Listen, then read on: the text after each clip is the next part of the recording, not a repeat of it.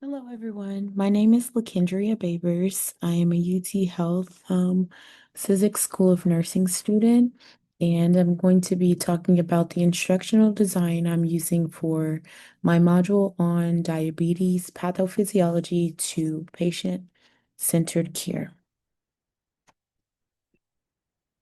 So the objectives of this instructional presentation on what type of design I'll be using is to present the type of design I'm using, explaining the target audience, learning theories I've used throughout the module, the course layout, technology and tools, assessments and feedback that we'll do within the module, alignment with the objectives, and then also teaching strategies for engagement and how to support the students to make sure that they succeed. So for the course design, the topic is diabetes, pathophysiology to patient-centered care. The target audience are preclinical undergraduate nursing students, and this is an asynchronous, self-paced module. So theories, models, and principles. Theories that I've used throughout my module is the Knowles Adult Learning Theory.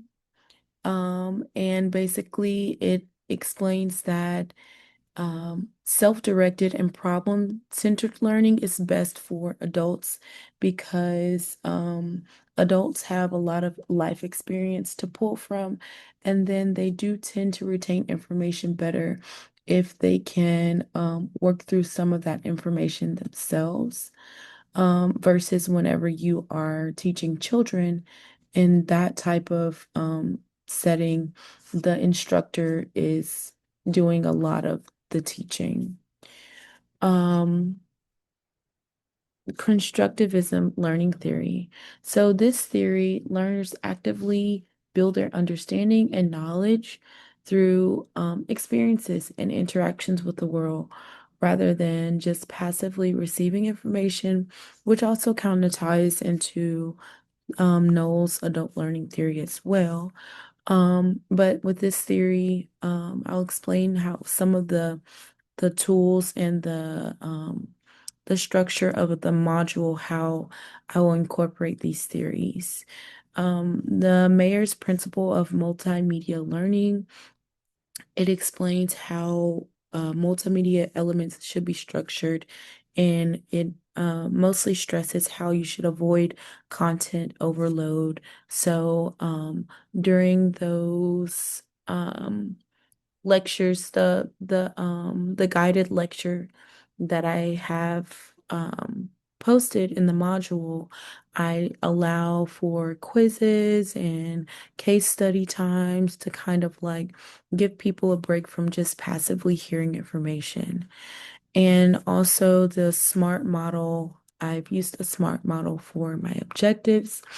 And that is from the CDC's basically essential components for developing objectives for online learning.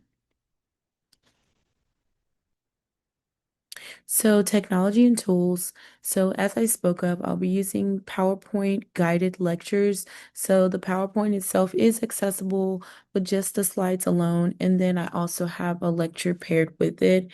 I also provided YouTube videos of people with a different teaching style, just to speak on the same subjects that I'm talking about, but if the student would like to hear it from a different perspective or hear it taught in a different style or a different way, just different options so that they can be successful throughout the module. And then also, I provided supplemental textbook readings, and the textbook is accessible through the TMC library. How we'll be organizing the content, or how the content is organized throughout the module. So, the lecture and teaching materials are provided, and then it is followed by an assessment. So I provide the lecture material. It's 3 lessons. I provide the lecture material, and then I'll do like a quiz. There's a discussion board, there are case studies, and then there is an activity where I have the students to correct a care plan. And I encourage them to notice different aspects that may be missing or could be changed, just to kind of tie it all in and promote um, the just to make sure that we're reaching all the objectives. The care plan is specifically for the objective of delivering culturally competent care to patients that have been newly diagnosed with diabetes. How does the course content align with the objectives that I have in place?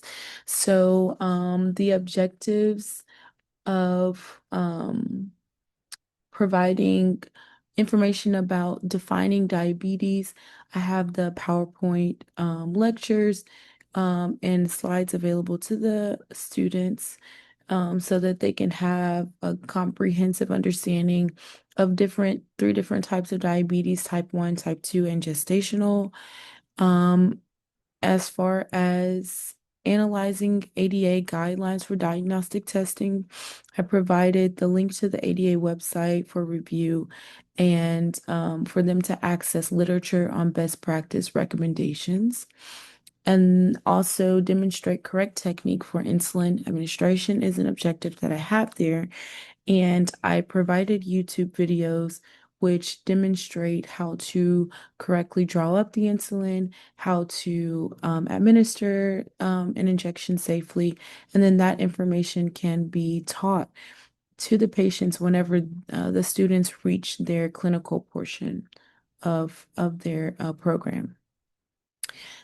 And then another objective is to explain treatment modalities and nursing considerations for treatment.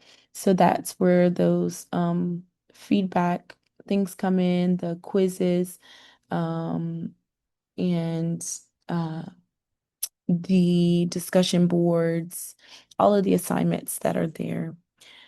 And then the last objective, to develop culturally sensitive, patient-centered diabetes management plans. So the assessment or the assignment that we'll do for the care plan, that is whenever we really tie everything together about cultural sensitivity. A teaching plan for engagement and support. So I am available to my students during my office hours from 8 to 5:30, 8 a.m. to 5:30 p.m. Monday through Friday via email. Um, and then students are also encouraged to reach out via email if they would like one-on-one remediation via Zoom sessions, which are available upon request.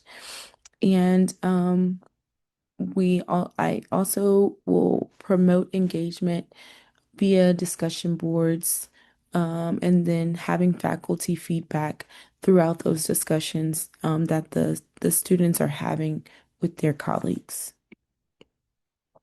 These are some references that I grabbed the content from for this PowerPoint.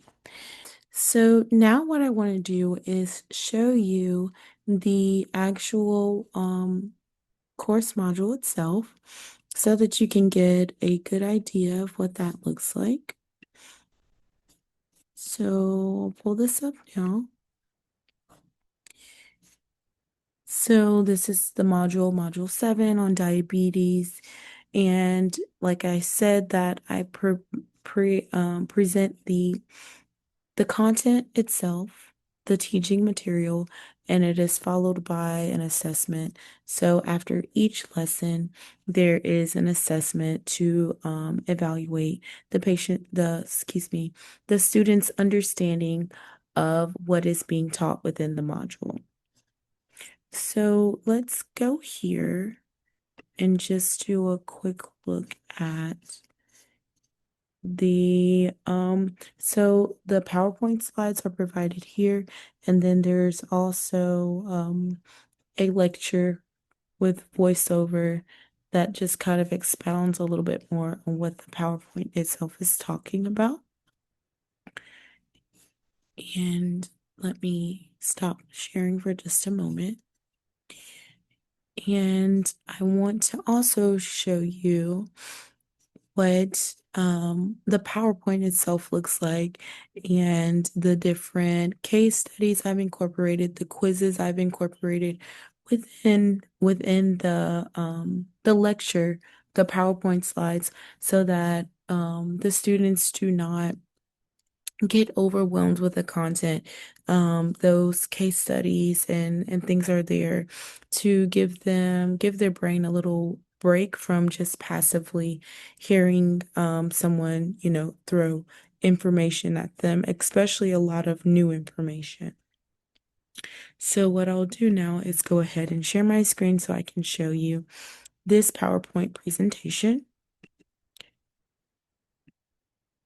So this is what the PowerPoint looks like. Let me go ahead and start the slideshow. So it has the objectives listed. Starts talking about In type 1 diabetes, your immune system, specifically your white blood cells, mistake your pancreatic beta cells for foreign invaders. So I specifically wanted to just show the media that I have attached to the content that I've provided for the students, just so that they have it so that it covers the different learning styles that some people may have. Some may learn best by the textbook material provided, some may learn best by hearing the lecture, and others may connect better for them to see a visual representation of what I'm also speaking of in the lecture. And then there's the quizzes there. And this is one of the videos I was speaking of, like the YouTube supplemental demonstrations. This one is how to administer insulin. I'll show a small portion of it just so you can get a feel for what it looks like. So first thing first, every time you will put in a new pen needle for each injection, screw it in. The second step is for the first time you use each insulin pen, you want to make sure. So that also kind of provides a little break from them hearing my voice. It's a different voice, so it captures their attention again. And then, like I said, just more quizzes. And then there is a case study here that's included. And then I do provide feedback about the case study as well. So the students do, it is an asynchronous course, but they do still get that component of feeling like they're getting immediate feedback from the faculty, because those aspects are intentionally included throughout the module.